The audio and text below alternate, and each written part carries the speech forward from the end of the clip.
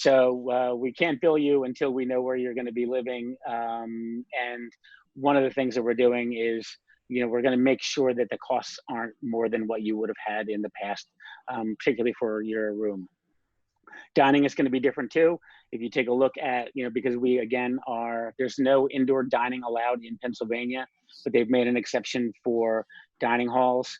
We're allowed to have 25% of the maximum capacity. So what you will see when you go into the comment thread will be tables with, one chair, everything socially distanced. Until things change, that unfortunately is going to be the way that we're going to have to operate. Everybody, so I know the athletic staff has been amazing in working with all of you and keeping in touch with you. The student life staff, I'm hoping that you've been hearing from them. Any clubs or groups or organizations you're involved in, we're doing everything we can to find ways to make sure that your semester is going to be every bit as enjoyable as your past semesters. It's just going to be different. For incoming students, you don't know what it was like. And so we're going to make sure that we give you a great experience to get you started so that ultimately you can graduate from Jefferson and be a happy, successful alumnus. That's all I have.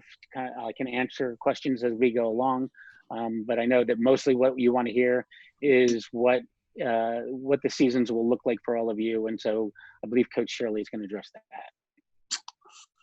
Rose, any questions for Dr. Cromartie? So no questions so far. As I mentioned, everyone, you're free to use the chat function and I can interrupt when needed. And then we also have on the call Assistant Director of Athletics, Chris O'Brien, and our head women's rowing coach, head athletic trainer, Adam Olsofsky. So they're here as well as Assistant Vice President for Athletics and our head women's basketball coach Tom Shirley. So Coach Shirley will lead the talk, as we mentioned, about where we're going to go for the fall 2020 term in terms of the Central Atlantic Collegiate Conference, or the CACC's decisions that they came out with this week. And again, please ask any and all questions. I know there's some head coaches on the call, so I'm sure some of them will chime in as well. If anybody needs to be unmuted, you can raise your hand. I can get on there, but we're preferring the chat function, please. So, okay, Coach Shirley. Okay, good evening, everybody. Thank you for taking the time to join us. We appreciate it. As Rose said, we have a couple people on the call that will help us as we go along. With Dr. Cromartie, thank you for your input. We appreciate it. Dr. Cromartie is the Chief Operating Officer of the East Falls campus, so he is the person ultimately in charge of everything that happens.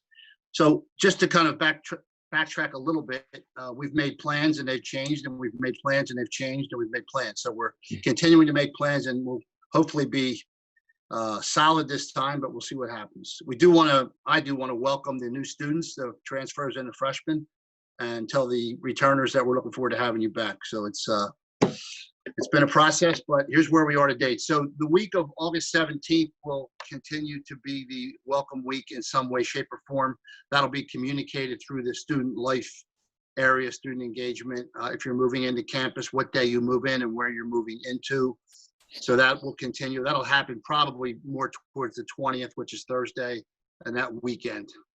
Monday, August 24th will be the first day of classes. And again, this goes back to the CACC presidents approving this. So the Central Atlantic Collegiate Conference, known as the CACC for the new students, the 14 presidents have made the decision based on the recommendation of the athletic directors that all of our sports will not have any intercollegiate scrimmaging or joint practicing opportunities in the fall semester. No intercollegiate activity will start until after January 1st, 2021. So during the first 2 weeks of school, the week of August 24th and the week of August 31st, we will have no athletically related activities. It'll be opportunity for team meetings, an opportunity for you to understand the modifications on campus, understand the teachers that are teaching remotely and the teachers that are teaching live. So it's just kind of not a cool down period, but a chance to get yourself acclimated to a new environment. The third week, which is the week of 9/14, we will start 4 hours with no equipment. So the opportunity starting to do some conditioning, the opportunity to do maybe some classes that are being run and obviously have some more serious team meetings about what's coming up. So for the balance of the semester, starting on September 21st, the NCAA has a rule called the 8-hour rule, which means we will implement that for the balance of the semester, which will be starting on 9/21, meaning you can have equipment. So let's just say it's baseball. You can have 4 hours that particular week of baseball-related activities as instructed by the coach, and you can have 4 hours of baseball-related activities with no equipment. So any type of weightlifting classes, any type of fitness exercises that the coaches deem appropriate would be able to be done over a 5-day period out of 7 days, and then there would be 2 days required off. And the other thing that we've done with the agreement of the athletic training staff is to be able to have Saturdays and Sundays available for teams to use for the 4 hours. So hopefully we'll have no conflict with class times. So the first big change is that we're going to the 8-hour rule after 2 weeks of getting acclimated, 1 week of, again, more team meetings and 4 hours of starting to do some workouts. And then 9/21 through the Tuesday before Thanksgiving, we will be able to, which is 11/24, we will be able to do that. And that will be all 17 of our teams, which includes women's rowing and includes women's golf, which are not members of the Central Atlantic Collegiate Conference. So again, it'll be 8 hours, and that'll roughly be 2 practices a week if you break it down to 2 hours. So you'll be in the neighborhood of about 16 practice hours. So Chris, do you want to jump in and add anything to that in terms of the 8-hour rule? I would just add that, us as an athletic department, we've been putting together every hypothetical situation that we could have put together before the presidents made their announcement.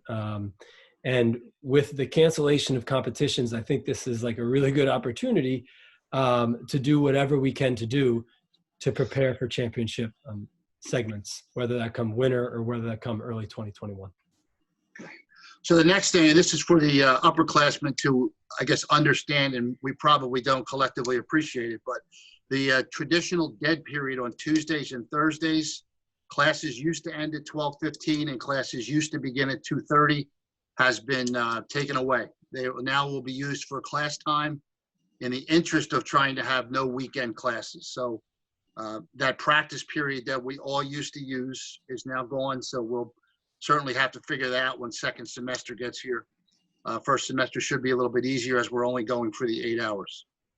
So again, in that first semester, we would have no intercollegiate competition, no scrimmages, no practices, and we will be on campus unless we need to utilize off-campus opportunities for practices. Obviously, rowing is off campus occasionally. The tennis programs will be at Arthur Ashe. Occasionally, we're using the Kroc Center for some turf field. So those types of things, we will be off campus, but otherwise we'll be strictly on campus. And again, all of our coaches are returning. So under the jurisdiction for those 8 hours of our coaches. Now, what'll happen on the 24th is classes will end. Any classes you're having live will be ending, and you would be going home for the Thanksgiving break. Traditionally, that Wednesday is not a class day, and at this point, we're being told it won't be a class day. And then you would go home and finish your academic semester remotely. In other words, you're not coming back to campus until 2021. However, the volleyball program and the 2 basketball programs will return, be eligible and able to return on December 1st. Each individual coach may choose not to, but that would be a Tuesday, December 1st, and they would be able to begin their traditional practices, which are 20 hours a week, 6 days a week of whatever the coaches mandate. It could be stretching, could be team meetings, could be video, could be real practice. So there will only be 5 days left in December. It'll be a Tuesday, Wednesday, Thursday, Friday, Monday. Classes will end on December 7th. Then we would move into the traditional 3 reading days and the traditional 5 exam days. Now, the NCAA does have a mandated shutdown for basketball that would begin on December 20th, and it would end on December 26th. If that's in place, volleyball will adhere to that as well. So we would not be practicing. We would not be doing anything but recruiting. However, we are petitioning the NCAA to try to waive that so that since we're just coming back together, we don't have to just break back up and go home. So that remains to be seen. If that happens, the individual coaches would give time off at Christmas and time off at New Year's, and then we would come back, and CACC conference games are scheduled to start for those two sports on January 3rd. So in basketball's case, it would go through what is the left of the regular season, go into the CAC championship, and then go into the CACC or NCAA tournament, excuse me. Volleyball would be competing for the CACC championship, and at this point in time, no NCAA championship. Unless the NCAA moves their championship to the spring, then there would be a volleyball championship. Their other option is to leave it alone with the teams that have not moved competition from the fall, or to have no championship whatsoever. There's been no decision made on that. So volleyball would go into the CACC tournament and finish their season. Basketball could possibly go into the NCAA tournament. The remaining sports, and I'll just list them for the freshmen so they may not know this. The two soccer programs, men and women, the two tennis programs, the two track and field programs, the rowing, women's rowing program, two basketballs, the varsity and the JV, the softball, the two golfs, men and women's golf, the women's lacrosse, and the two cross-country teams would then start in the spring. The only sport that does not have a final decision is cross-country, because that championship could be run in the spring, but running that championship could force student athletes to use a season of eligibility. We do not want to do that, so we're petitioning that with the presidents and with the NCAA, and there'll be a final answer on that. There is a possibility the CACC will then not offer a cross-country championship, but we don't want to use up your eligibility for one Saturday afternoon. So the soccer teams would start, everyone would start practice when the traditional spring start happens, which is generally, Rose, 5 or 6 days, if I'm not mistaken, after we return to school. If the start of school was to be pushed back, then the start of the spring sports would be pushed back as well. At this point, the two soccer programs would not be able to compete for an NCAA tournament, once again, unless the NCAA moved the tournament to the spring. Everybody else that I mentioned would be eligible for NCAA competition and CACC competition. The other thing that hangs out there is whether or not the CACC presidents will change the complexion of the tournaments for the CAC as we know them. For example, soccer and basketball and volleyball play 8-team tournaments. Will they get cut to 4 teams? Possibility. Softball, same thing. Baseball, same thing. The golf being one day will probably not change, and track and field will probably not change. So it does sit out there that there's a possibility of a change to the championship formats. We are not advocating that as athletic directors, but the presidents may do that based on the COVID-19 situation at the time. Chris, or Rose, any comments on that? There's some questions, Coach. Yeah, so if you could just please repeat the first date of competition for the volleyball team and confirm that they will be practicing from December 1st to the 20th. Well, I'm not going to confirm that. What I'm going to state is right now it's set up. The first eligible date to practice for volleyball, men's and women's basketball is 12/1, but that would be up to Coach Latifa if she chose to start practicing on 12/1. But that's the first day that you're eligible under the 20-hour rule, which means 6 days a week, maximum of 20 hours, 1 day a week off. Right. The new revised CACC schedules have not been put out yet. This decision was just made this past Tuesday, but the discussion is that the first CACC volleyball and basketball games would be Sunday, January 3rd. Again, that's as of July 22nd, wherever we are today, 23rd. But that's the plan right now. Anything else on that you want to add? And then maybe just another question for you and Dr. Cromartie. Are the upperclassmen allowed to come help the freshmen move in? As we have done that in the past as kind of a community engagement effort. I was saying probably not, but I would go to you two to answer that. So I will let you know, Rose, to get back, but I suspect that we will not be doing that this year. We are actually scheduling freshmen move in over a period of 3 or 4 days, and so we're allowing each freshman to come in, I believe, with 2 people. So as helpful as that was, and many of you have probably seen me carrying in things too. I don't think we're going to be doing that, but I will confirm with Residence Life and let you know, and then you can share that with everybody. Okay, great. Thank you. I think what could happen in the interest of a reach out is each of the captains from the respective teams could contact Rose, who can give you freshman emails, and then you could reach out to them at least through email and make contact and introduce yourselves if that hasn't already happened. Sure. Any other questions at the moment, or I can go on? No, you can go on. Chris, did you want to add anything? No, right now we're good. So at this point, what I would like to do is turn it over to Adam Olsowski, who's our head athletic trainer, to talk about, just give you a general overview of modifications. Understand when you come back, either the first weekend or the second weekend, we will be having Zoom meetings for the sports. So again, we can talk about just things administratively, things about compliance, things about athletic training, about equipment. So Adam and his crew will be able to be drilled down a little bit more at that time. But for now, Adam can give you an overview of where we are with athletic training. Adam, yours. Thanks, Coach Turley. Hello, everybody. I'll just be brief and just a general overview here. We have a staff of 3 athletic trainers. Myself, I'm going into my 8th year as the head athletic trainer here.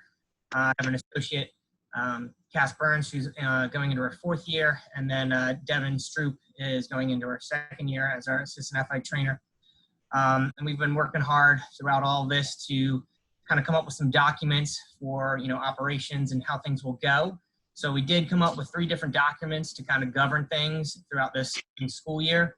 One was an overall department policies and procedures for how things will operate. Another was related to policies and procedures of practice and game day and everything that will happen for that. And then last was a document to kind of govern the policies and procedures of how the athletic training room itself will operate for the upcoming school year. For those of you who are freshmen and you've never been through this for the first time, it's going to be new to begin with.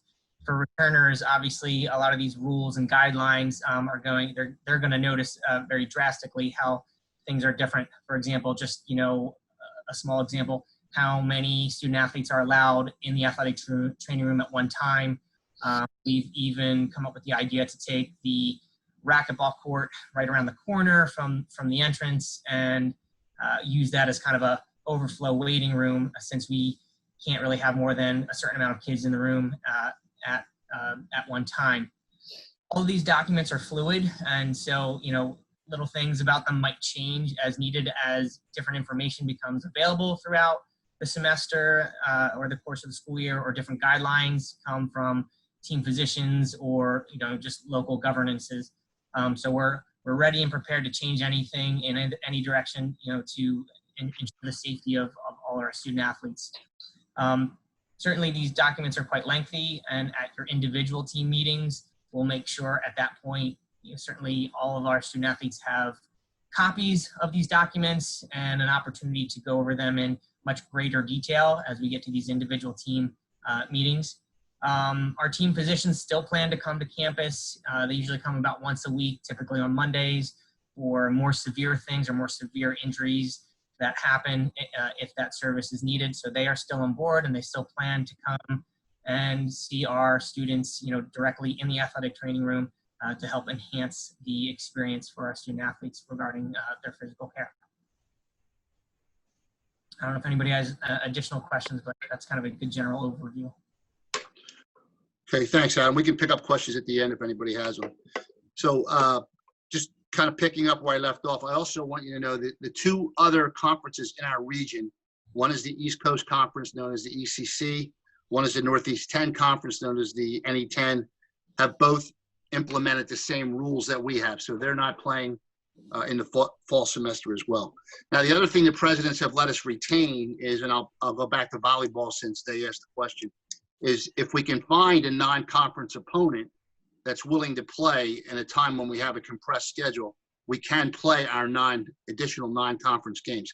The NCAA reduced every maximum for every team. So, for example, baseball has gone from 50 games to 40 games, and basketball has gone from 28 to 22. So we're looking at reduced schedules, but those new maximums will be in place for the spring with the allowable number of scrimmages if we can find people, and the allowable number of non-conference games. For example, soccer went from 18 to 14. They have to play 12 conference games. If they can find 2 non-conference games, we would try to fit them in as long as we're not overstressing the student athlete with games per week. So that's another update on that. So the spring sports are going to basically try to look like they've looked historically. And one of the things the presidents are very conscious of, as are the ADs, is trying to not take away another season from the spring sports, because it was difficult last year and would be even more difficult to do it again. So hopefully the virus will subside and we can continue. So I wrote down some other random thoughts, which I just want to cover to make sure everybody hears these types of things. We are certainly making building modifications, signage, making sure that we do things as daily reminders. There will also be an app that you will have to complete every day just to make yourself available for practice. And it will address the typical questions you've probably been hearing: a fever greater than 100, a cough, difficulty breathing, runny nose, any 2 of the following symptoms: fevers, chills, shakes, pains, headache, sore throat, loss of taste or smell, and a temperature that does not exceed 100 degrees. I think I mentioned that. So if you don't complete that daily, you will not be able to practice as well as having your temperature taken. So that's where we are at this point with that. And we want to make sure that you're safe before you get on the court or the field, wherever the case would be. The institution will be providing you with a mask, and we will be providing you with an athletic mask, which has the logo and athletics on it. And then the training room will also have some disposable masks available if necessary. For those of you that are back, we did get our new bleachers in, and they are complete, and they have not been used yet, and they look great. And the softball was the last scoreboard to go up, and that has gone up, and it works, and we're ready to go. So all of our outdoor scoreboards are ready. We are going to try to do some things through our intramural and rec program. That would be one-day events just to try to keep things active and keep people engaged.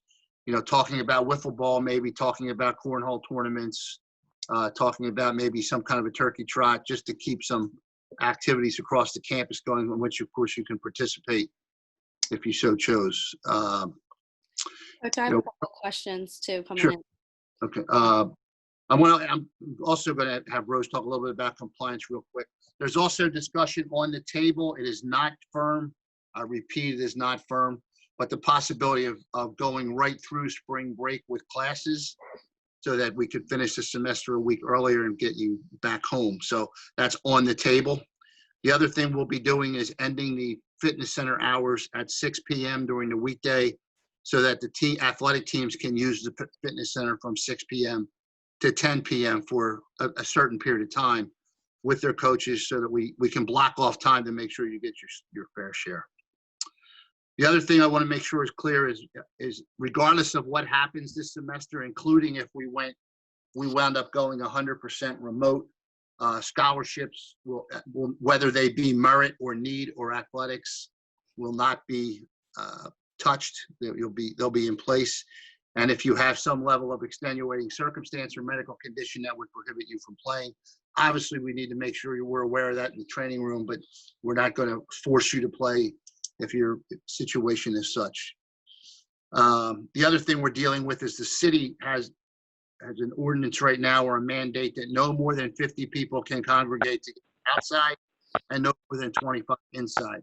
So those sports teams with more than 50 are going to have join the meeting sessions, obviously talking about baseball, I'm sure crew, and then those that are indoors that have more than 25 are going to have to break that up as well.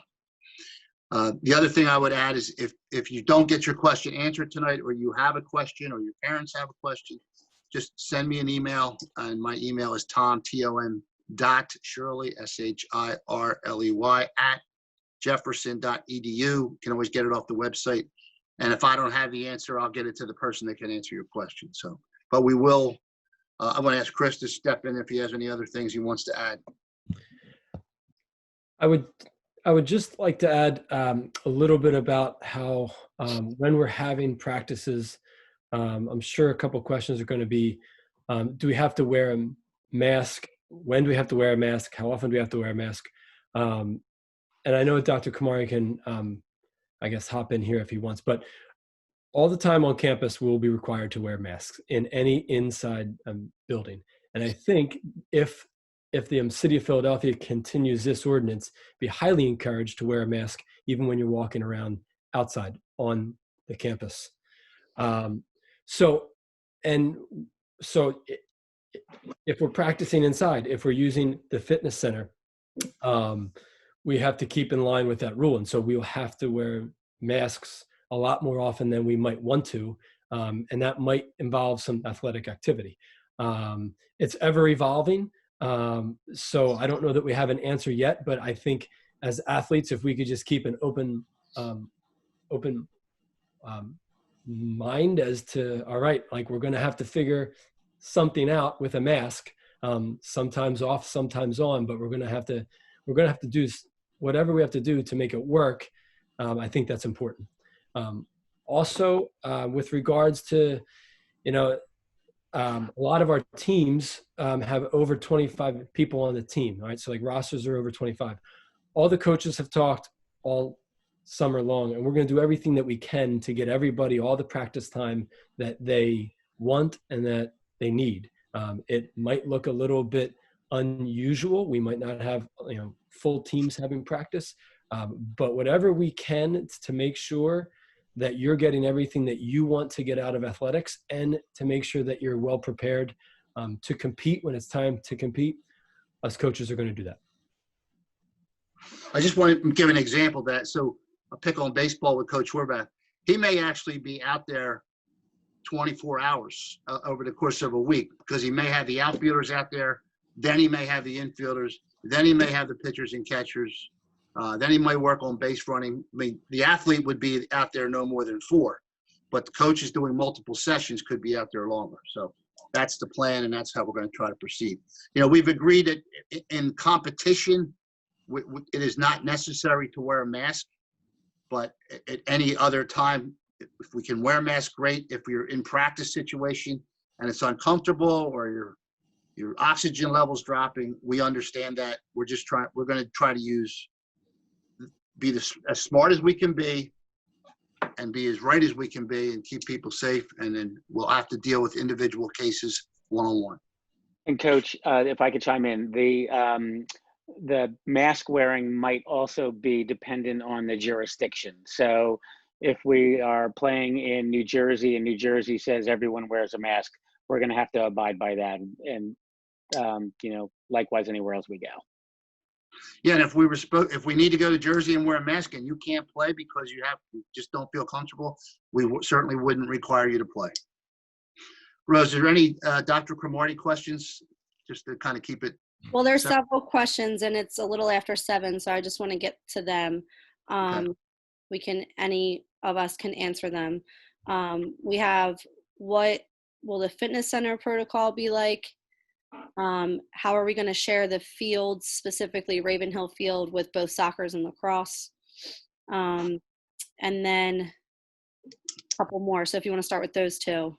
Well, the fitness center Terrell will handle the fitness center. I mean, the occupancy rate right now is at 25%.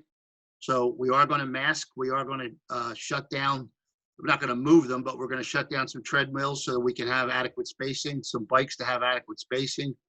We're going to do it by a reservation situation, and we're going to limit the reservation to an hour so that we can, as best we can, get people in and out. As the percentage grows, we'll certainly increase the room accordingly, but right now we're mandated to 25%, and we felt the best way to do that was reservation, so there was no monopoly on the part of one person that wants to go in there and try to stay for 4 hours. What was the other one, Rose? The fields? How will we share field time? We're very conscious of the situation. I mean, the reality is, we would need 6 hours a day on the field if everybody chose to practice. We are going to look at Croc as best we can to see if we can get some turf time, and certainly we're going to share it as equitably as we can, because all three sports will be in their championship season come the spring. So if Saturdays and Sundays are an option they will be an option in the fall. Come the spring, it'll probably be returning to the early morning practices because we're losing that Tuesday, Thursday dead period. But if nothing else, the availability of the field will be equitable. It will be shared, and we'll try to get, anytime we can get an opportunity off campus, we will take advantage of it. Thanks. The next question is, do out-of-state athletes that have to leave campus for Thanksgiving break and then return for December 1st, so volleyball and basketball for their practices, then they have to leave again for Christmas and come back on January 1st? If they're out of state, can they stay? Do we know that yet? During the basketball season, we did not stay. Basketball is the only sport's been through this. And Dr. Cromartie, you can weigh in. The student athletes did not stay for that particular week. They went home because it was a 7-day period. If that period is removed by the NCAA, our student athletes did stay over a little longer, like up to the 23rd, then went home for Christmas and went home for New Year's. If there's an out-of-state situation that's going to be someone going back to Arizona or Texas, I mean, we're going to have to make accommodations, in my opinion, but we're going to have to work through student life, and we're going to have to work through the housing department. Dr. Kumar, you want to add to that? No, I think that's right. I mean, we are going to have to, we'll do whatever we can to be supportive and help work through this case by case. Okay, a couple more here. If we do go online only in the fall, will the team still be able to practice on campus, or will practices be canceled?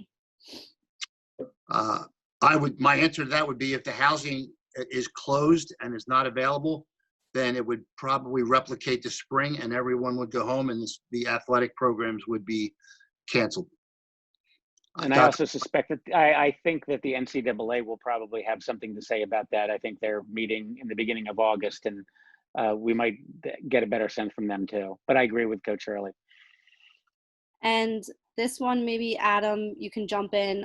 Have we considered about cross-state quarantine requirements and how we comply with those? So you mentioned when we play in New Jersey, Connecticut, Delaware, how are we going to deal with those restrictions?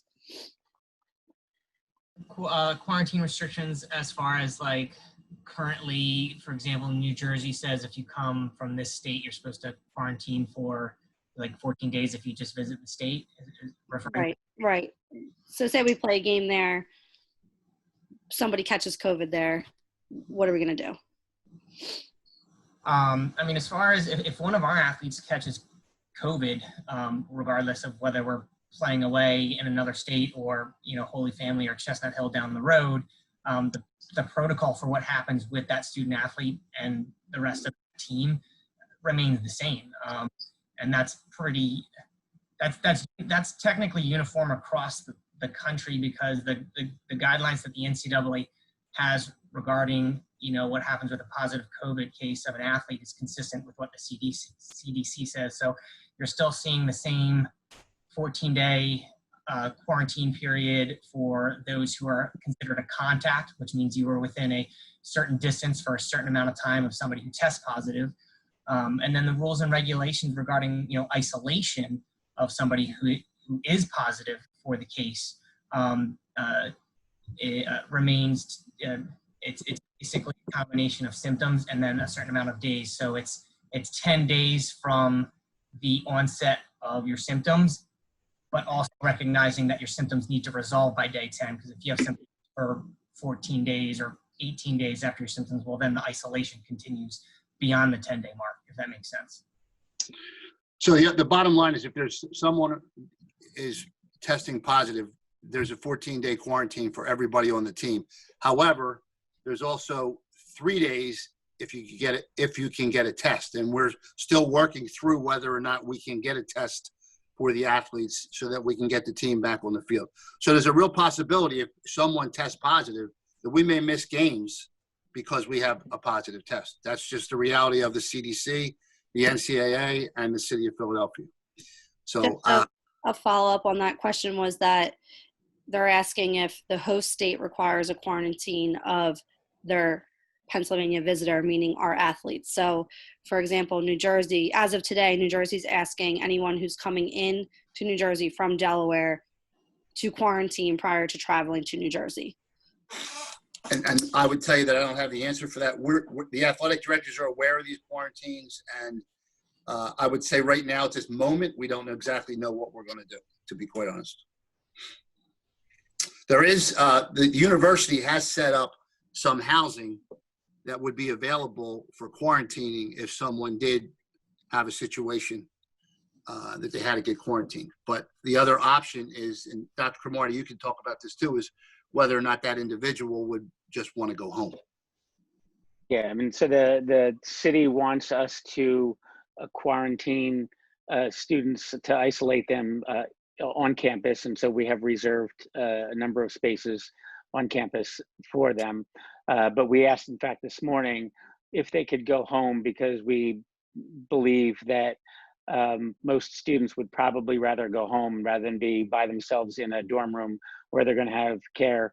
And as a parent of a college student myself, I know I'd be driving to Washington in a second if my son had COVID and dragging him out and not allowing him to stay in a dorm room. But the city said that would be allowed. But we will have rooms if we need to.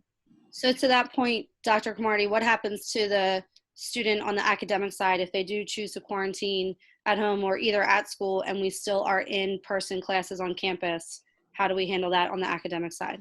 Yeah, I mean, you would notify the Dean of Student Life, and then they would work with the individual faculty members to make sure that your lessons will be delivered. So one of the things that we did this summer is we've added microphones to most of the classrooms so that the faculty will be able to record their classes just in case something like this happens, so that people could get the lesson. Great. Rose, if you could, I just want to take a segue and just talk about the compliance. So especially the freshmen understand about being enrolled in credits and having enough credits for second semester. Yeah, so we will go over this several more times before you start in your compliance meetings. I think we may end up having to do them individually with each team since we're doing them remote. But to be eligible for competition with NCAA Division II, every student athlete has to be enrolled as a full-time student. So that means 12 credits minimum, whether you're a new student freshman, transfer student, or an upperclassman. Upperclassmen may have a certain exception, but they would have already been speaking with me about that. So unless you haven't, then everyone is in 12 credits, and you have to pass a minimum of 9 credit hours in the fall to be eligible for the spring. And then in the spring term, same thing, another 12 credits, enrolling as 12 credits full-time, passing another 9 minimum. And then during the fall, spring, and summer semesters, you have to reach a total of 24 credit hours total. All the while, you have to maintain a 2.0 cumulative GPA in order to be eligible. If you fall below that 2.0 cumulative GPA at any 2 times in your whole career at Jefferson, then you would be on academic probation, lose an athletic scholarship, lose financial aid, removed from the team, etc. So you do get one warning semester if you do fall below that 2.0. Freshmen, it's very important that your first semester you're hitting that 2.0 because your term GPA and your cumulative GPA will be the exact same for your first semester here. I'll be tracking that along the way. If you have any questions, you all have your advisors. You can talk to me, talk to them, and we can work together on what you're enrolled in. As Coach mentioned earlier, the schedules are not going to be released hopefully around August 1st, but could potentially be delayed for the upperclassmen. That being said, there will be no room for rearranging your schedules. So it doesn't matter if we're going to have a practice or we're going to have a game, and will come even in the spring 21 term.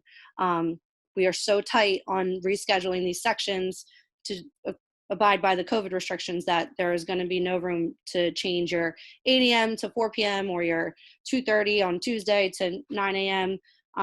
So you just have to bear with us as we get through that time. It's going to be difficult, but hopefully in the fall, since our practices are minimal, that shouldn't be a problem. Additionally, if you are in your 5th semester, you have to declare a major.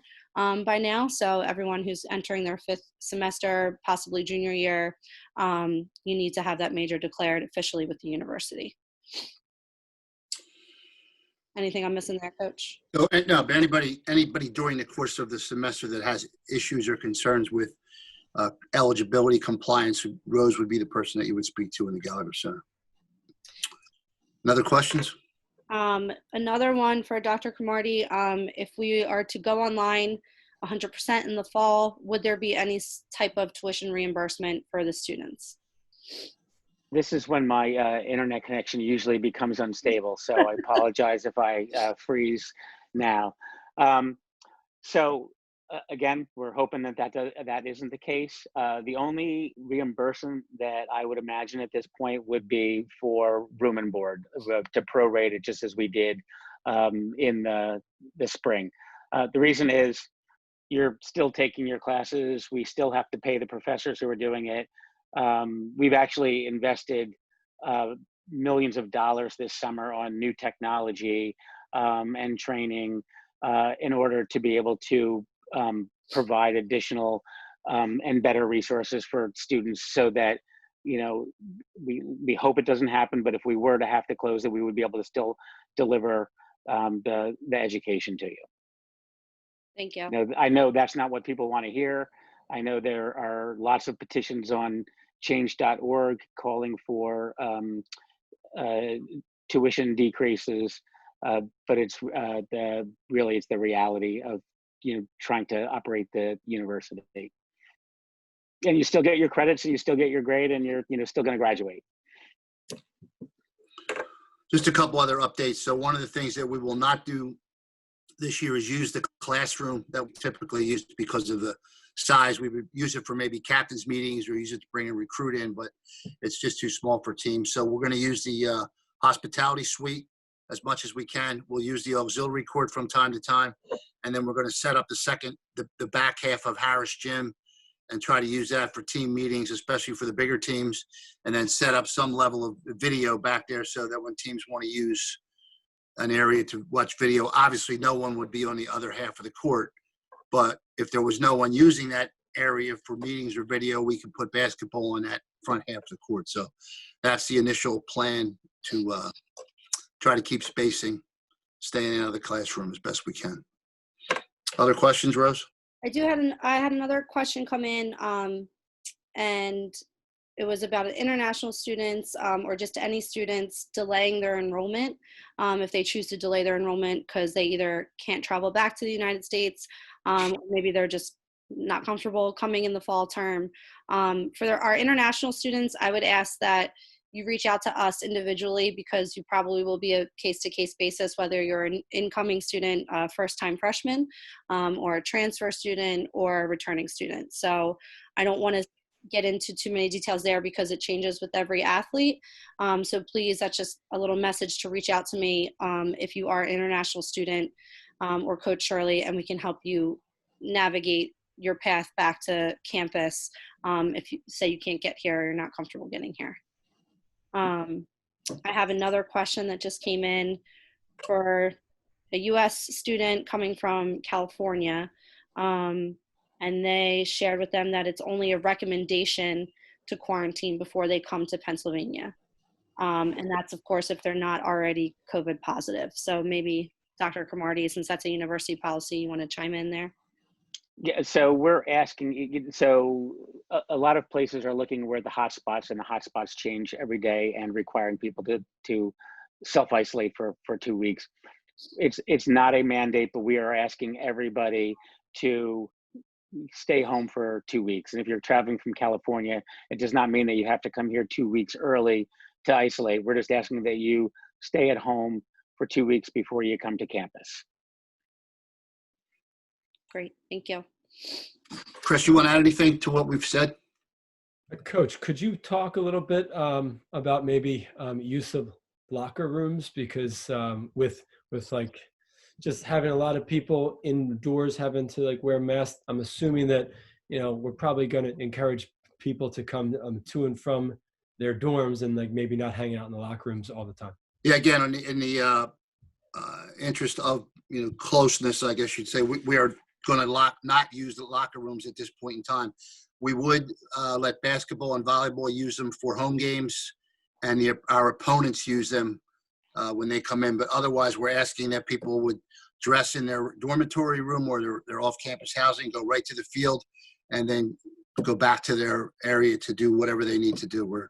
The locker rooms are too small to have the number of people in there, and social distancing just can't happen. So that will be an unpopular decision, but that's where we are at this point in time, that we're not going to offer locker room space. But we will do the best we can to help you, but that's where we are at the moment, just because of the social distancing. So Chris, we have about 10 minutes left, just so you know.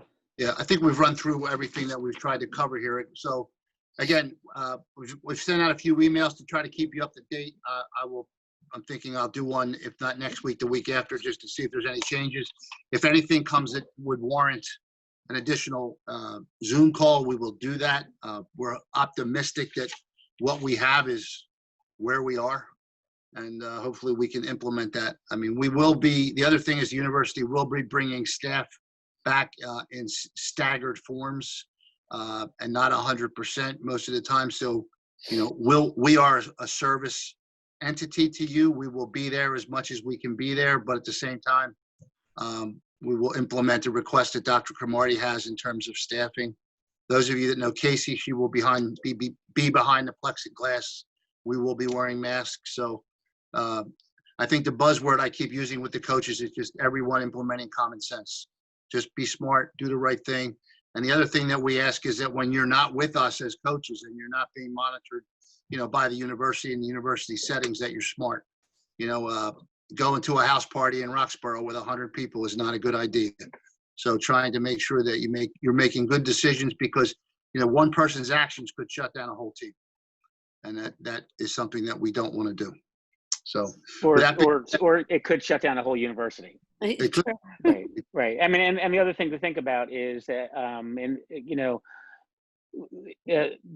students have great success rates in coming through COVID.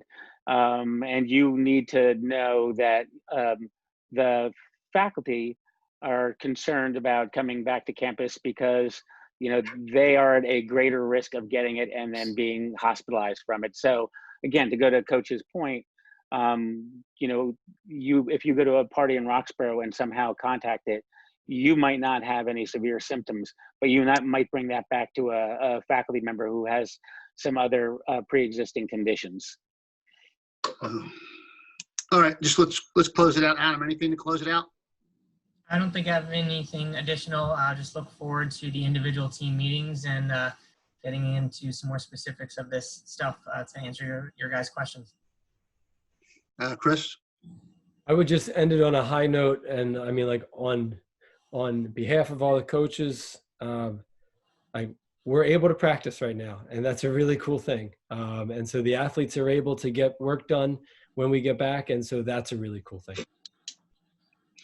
Okay, Rose? For sure, I'd echo that. We can't wait to see you guys and girls when we get back, and just look out for some more emails coming from myself and Coach Shirley. Like we said, we'll have compliance meetings. We'll have our welcome back meetings, so any new university updates that may come out. So just stay tuned. And then we have recorded this so we can rewatch it later. We'll probably put that out to our athletics website, jeffersonrams.com, for anybody who needs to go back and answer some more questions that maybe we missed. So if we have an answer, we're happy to share it. So don't hesitate to email any of us. We'll try to help you get any kind of answer we can. As things change, we'll let you know. Other than that, we do look forward to having you come back. We're glad we're going to have a level of a fall season. So we'll talk to you soon. Thank you very much. Have a great night. Have a great weekend.